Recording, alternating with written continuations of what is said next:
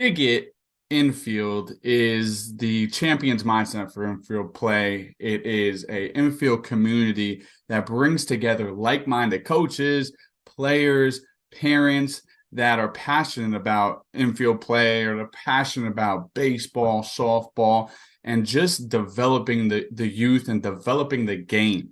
All right. And we fall right under that umbrella as well, very much so. I'm going to dive deep into a project we've been working on for years. Okay. We work with hundreds and hundreds of youth infielders on a yearly basis, baseball and softball. One glaring gap, nothing so mechanical. Okay. Like, of course, we're always going to have things to work on.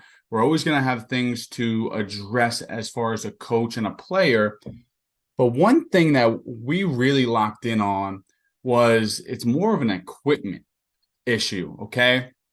We're seeing so many youth infielders that are using gloves that are way too big and heavy for their wrist, okay? And when I say youth, I'm talking about 9 to 12 years old, okay? And there's obviously some 7 and 8-year-olds in that conversation for sure as well, that are using gloves that don't fit their wrist, okay?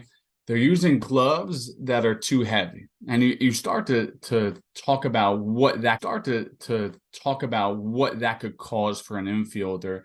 And if the wrist doesn't fit and the gloves too heavy, and we're gonna say that infield is a precision and it's a motor control position where we have to be so precise, right, to field a moving baseball with a ton of spin in the center of our palm and be on time because our transfer starts our throwing process. So we got to go field a backhand, a forehand, and they have a glove that's too big on them, right? You think about a doctor who is using needles for surgery and they had thick gloves on, they're going to have zero feel, okay, of their dexterity of their fingertips. That's an exaggerative example, but think about an infielder who has no idea where the palm is on their glove because their hand floats all over the place. Okay. Another analogy that I like to use is, think about, would you expect a 9 to 12-year-old to have the same swing with a high school weighted bat than they would with the bat they're supposed to be using? Absolutely not. That swing is going to be incredibly distorted, right? It's probably going to be an entirely new swing. So why are we expecting youth infielders to perform at the level that they should be or could be when they use 11.5-inch gloves, or which is the size of a high school, college, and some even pro glove, right? So that's a huge issue for us. And it was an aha moment when we're working with a really talented youth infielder. We're going through our daily work, we're watching them field ground balls, and it is rattle syndrome like crazy. I'm like, dang, like, am I not cueing things right? What is going on here? And he's getting frustrated. I'm getting frustrated. I'm like, dang, something's up.